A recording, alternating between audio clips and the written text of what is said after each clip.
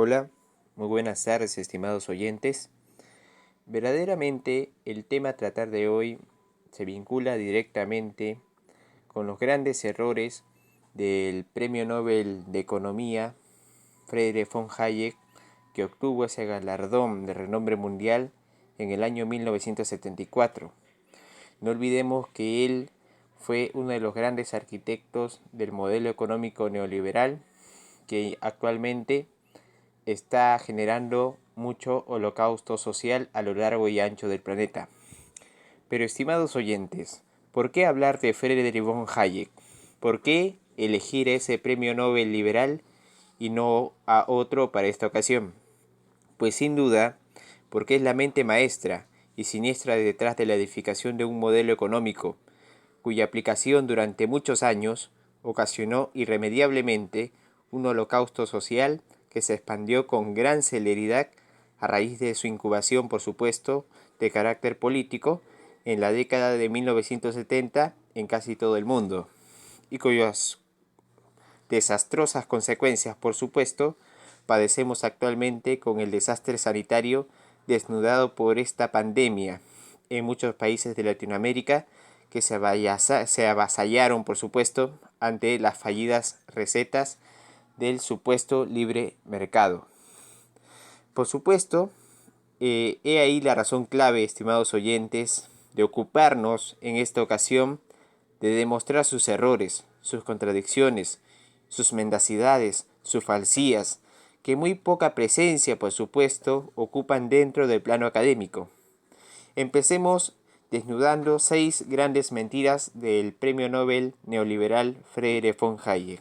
La primera falsedad es aquella concepción que circula por doquier, que entiende, erradamente por supuesto, que la aplicabilidad de las recetas económicas neoliberales, como las de Hayek, aquellas que por cierto el novelista de la generación del 50, Mario Vargas Llosa, tanto admira y defiende, garantizarán la inconfundible aplicabilidad y el desarrollo de un gobierno democrático en un determinado país. En realidad, estimados oyentes, el neoliberalismo es el principal enemigo de la democracia, y el mismo novelista peruano, por supuesto, el 3 de agosto de 1978, en el diario Times, publicado en Londres, en el Reino Unido, aseveró que ni Hayek ni Keynes eran ardientes demócratas. Y por supuesto, en su libro, que últimamente está circulando con mayor celeridad en esta parte del continente, que responde por supuesto al nombre de La llamada de la tribu. Además, estimados oyentes, es necesario traer y recordar aquí que uno de los ídolos liberales de Vargas Llosa, Raymond Aron, aseveró en el año 1952 que las teorías de Hayek solo podían ser aplicadas en un contexto de dictadura política, porque las medidas exigidas por un liberalismo de esa naturaleza son inviables al interior de una democracia tradicional. Y tampoco, estimados oyentes, no es un dato menor que cuando los modelos económicos de Friedrich von Hayek, ese premio Nobel de Economía de 1974, fueron aplicados por primera vez en Latinoamérica, no lo hicieron, por supuesto, dentro de gobiernos de naturaleza democrática, sino dentro de las más crueles y sangrientas dictaduras militares que violaron salvajemente los derechos humanos. Y tampoco esto se puede remitir solamente al liberalismo de Hayek, sino al liberalismo clásico. Ningún partidario, ninguna mente del liberalismo clásico como John Locke, como Kant, como John Stuart Mill y como Alexis Tocqueville aprobaron la democracia como un modelo a seguir y muchas veces la condenaron. Y en el caso, por ejemplo, de John Locke, que supuestamente se rellenaba, se regocijaba teóricamente defendiendo, siendo el paladín de la libertad individual, pero al compás de una práctica totalmente sórdida, porque recordemos que este personaje negociaba y traficaba con esclavos, y por supuesto también redactó el borrador de la Constitución de Virginia justificando la esclavitud. Entonces esto nos demuestra las grandes contradicciones del liberalismo, no solamente en la fase que sacudió el pensamiento político a partir de 1970, sino también desde sus albores. Entonces, estos datos son algunos de manera pues, supuestamente relevante que demuestran claramente que si el liberalismo económico austriaco de Hayek desea funcionar en un gobierno, debe primero sacrificar cruelmente a la misma democracia. El mismo sistema político que Lincoln alguna vez definió como el gobierno del pueblo, por el pueblo y para el pueblo. Por estas razones, estimados oyentes, demostramos que es una total mentira que el liberalismo económico de Hayek simpatiza armoniosamente con la democracia. Que no nos tomen por tontos. Bueno, siguiendo a la segunda parte, nos enfocaremos en la segunda falsedad. Es una total mentira aquella premisa en donde Hayek sostiene que las sociedades humanas evolucionan debido a una selección natural como las especies biológicas. Pues no es un dato menor, estimados oyentes, que ese aforismo de la selección natural fue una creación sumamente brillante del naturalista inglés Charles Darwin. Pero este último, por si acaso, este último monumental pensador se rehusó rotundamente a aplicar su teoría evolucionista fuera del ámbito biológico natural, o sea, nunca estuvo de acuerdo con que se aplicara para explicar la evolución de las sociedades humanas.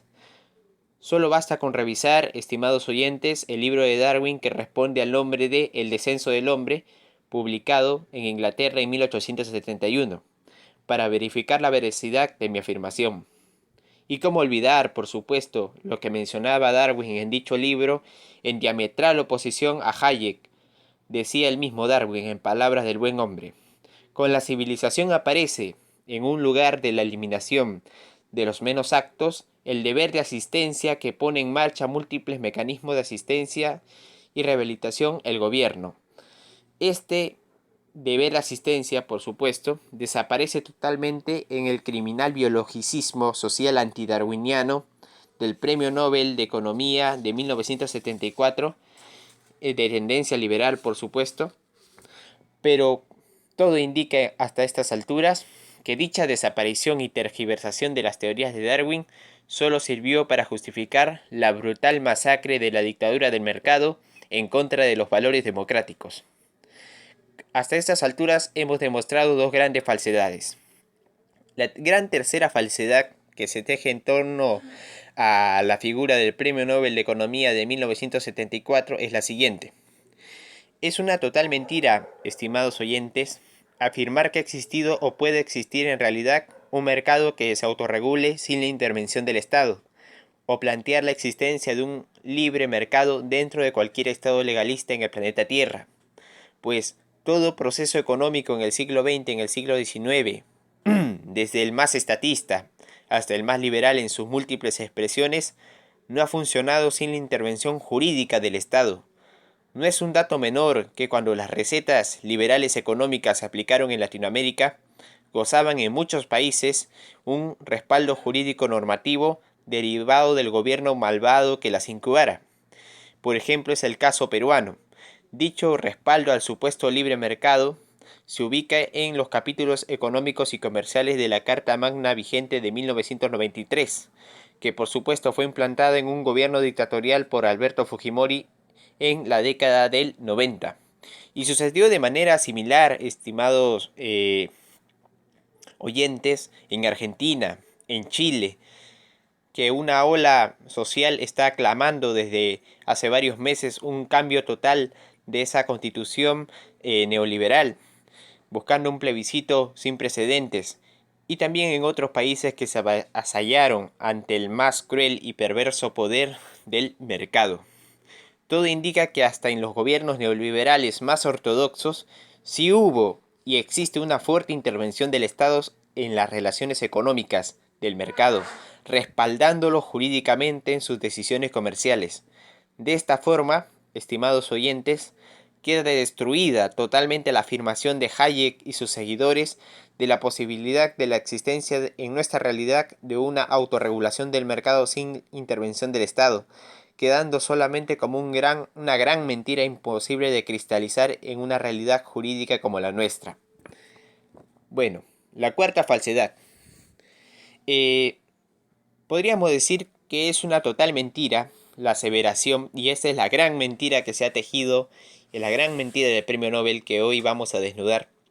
Se podría decir que es una total mentira la aseveración de Hayek en torno a la concepción de Smith sobre el Estado y el mercado, reflejado por supuesto en algunas páginas de su libro Camino hacia la servidumbre. El Premio Nobel de Literatura de Economía de 1974 dibuja teóricamente de manera tergiversada un Smith, pues según él se está abandonando la libertad económica, o sea, la autorregulación del mercado, que para el economista no solo es idea de Cobden y Bray, sino también de Smith, siempre y cuando nos aproximamos a un aumento del poder del Estado sobre el mercado. Eso lo dice en la página 56 del libro Camino hacia la servidumbre, que les dejaré adjuntado abajo para que ustedes lo puedan revisar. Y en páginas posteriores, estimados oyentes, asevera este premio Nobel que Smith pensaba que todo intento de legalización del mercado por el Estado para sostenerse se tendrían obligados que ser opresores y tiránicos. Eso lo dice el mismo premio Nobel en la página 79 de su libro Camino hacia la servidumbre. Sin duda aquí los dos grandes errores que comete el premio Nobel de Economía sobre el pensamiento de Smith. ¿Y por qué? Por una razón simple, estimados oyentes. Porque Adam Smith en ningún momento pensaba que el mercado debía funcionar sin la intervención del aparato estatal, pero por otra parte sí pensaba que aquellos que controlaban el mercado conspiraban contra las masas sociales, laborales en muchos sentidos, en general contra la misma comunidad. En palabras del mismo Smith, que está reflejado en La riqueza de las naciones, publicado en 1776, dice Smith: cuando los patronos se unen para reducir los salarios de sus trabajadores, normalmente acuerdan de forma privada no pagar más de una cierta cantidad en salarios, bajo una pena determinada. Si los trabajadores se agrupasen análogamente en el sentido contrario, para no aceptar multa a menos de un salario dado, la ley los castigaría con toda severidad. Si fuese imparcial, trataría de igual forma a los patronos. Pero la disposición del año octavo de Jorge III impone de forma legal esa misma regulación que los patronos procuran a veces establecer mediante sus asociaciones. Las protestas, dice Smith, de los trabajadores, porque no pone en pie la igualdad a los más capaces y laboriosos y a los corrientes, están perfectamente fundadas. Eso lo dice Adam Smith en la página 120 de Las riquezas de las naciones, publicado en 1776. Y aquí, estimados oyentes, la razón de que Smith pensara que en muchos sentidos el Estado estaba revestido de una cualidad opresora y tirana. ¿Por qué? Porque Smith entendía que muchas veces legislaba normas injustas a favor de los que dirigen el mercado, perjudicando al pueblo. En ese sentido, Smith dice que verdaderamente el Estado está revestido pues de una cualidad opresora y tirana, porque apoyaba al mercado de una manera jurídica, demostrándose con claridad la distorsión total, cuasi total, del Premio Nobel de Economía de 1974 Friedrich von Hayek sobre pensamientos de Smith sobre el Estado. En páginas posteriores, Smith afirma el interés de los empresarios, aquellos por supuesto que dirigen el mercado, siempre es ensanchar el mercado pero estrechar la competencia. La extensión del mercado suele coincidir con el interés general, pero reducir la competencia, o sea, lo que hacen los que dirigen el mercado, siempre va en contra de dicho interés y solo puede servir para que los empresarios, al elevar su beneficio por encima de lo que naturalmente serían, impongan en provecho propio un impuesto absurdo sobre el resto de sus compatriotas. Cualquier propuesta de una nueva ley o regulación comercial que provenga de esta categoría de personas debe siempre ser considerada, dice Smith, con máxima precaución por parte del Estado, por supuesto, y nunca debe ser adoptada sino después de una investigación prolongada y cuidadosa, desarrollada no solo con la atención más escrupulosa, sino también con el máximo recelo, porque provendrá, dice Adam Smith en la página 195 de su libro La riqueza de las naciones, publicado en 1776, porque provendrá de una clase de hombres cuyos intereses nunca coinciden exactamente con los de la sociedad, que tienen generalmente un interés de engañar e incluso oprimir a la comunidad. ¿A quién se refiere? Al mercado. Y de hecho la han engañado y oprimido en muchas oportunidades. Esto es Adam Smith, estimados oyentes. Esto es Adam Smith. Lo demás son tergiversaciones de un premio Nobel. Y aquí, estimados oyentes, la evidencia de que Adam Smith pensaba que los que controlaban el mercado tenían cualidades embusteras y opresoras contra la comunidad, y se deduce con facilidad que el Estado debía intervenir, fiscalizar atentamente y con recelo cualquiera de las decisiones que deriven del mercado, porque de forma contraria terminarían perjudicando a la mayoría, siendo las ideas de Smith diametralmente opuestas, estimados oyentes, a las de Friedrich von Hayek, ese mismo premio Nobel que recibió ese galardón en 1974. Resulta muy extraño y sospechoso, estimados oyentes, que ambas páginas de la obra de este pensador escocés fueron totalmente olvidadas por este premio Nobel de Economía. De todas formas, queda aquí demostrado palmariamente, evidentemente, de manera notable, las grandes mentiras de Hayek sobre el pensamiento de Smith, publicados en su libro de este pensador liberal, que responde al nombre de ese libro, Camino hacia la servidumbre. Seguimos con la quinta falsedad. Bueno, la quinta falsedad gira en torno a que es una total mentira que la reducción del poder sindical en un Estado iba a generar el mejor sistema económico conocido para la sociedad, como lo denominó Hayek. De modo que, hablando lo que dijo Hayek, cualquier alternativa a las recetas liberales es una sentencia de muerte a la sociedad. Es decir, para el Premio Nobel de Economía de 1974, cualquier otra forma económica de actuar dentro de un marco social sería una sentencia de muerte a la sociedad.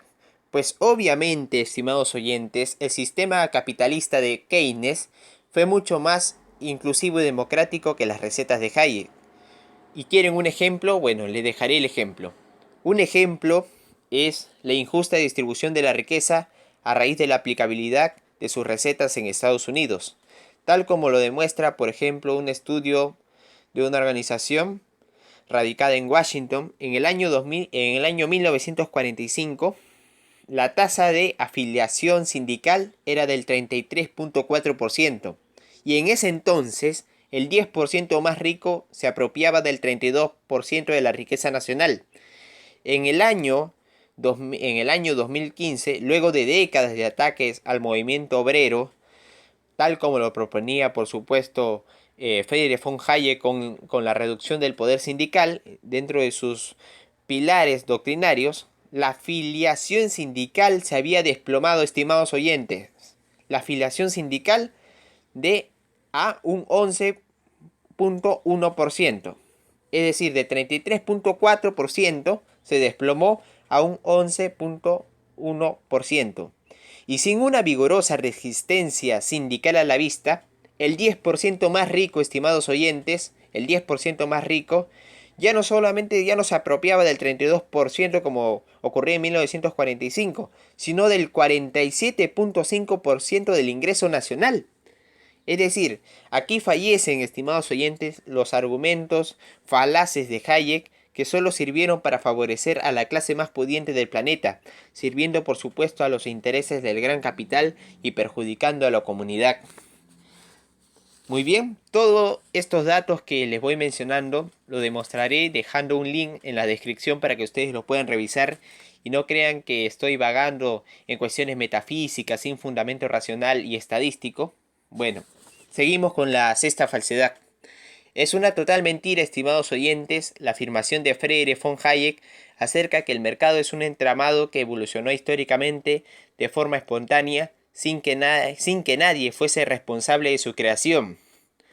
solamente basta leer, estimados oyentes, los escritos de Tomás Moro, publicado en los albores del siglo XVI, como también el capítulo 24 del Capital de Karl Marx, o algunas obras en un tiempo más moderno de Karl Polanyi, ese gran estudioso europeo, para entender la violencia cruel de la acumulación originaria y el papel que desempeñaron las monarquías europeas de manera decisiva y determinante en la creación del mercado, demostrándose la gran falsedad y los vagos metafísicos de este premio Nobel.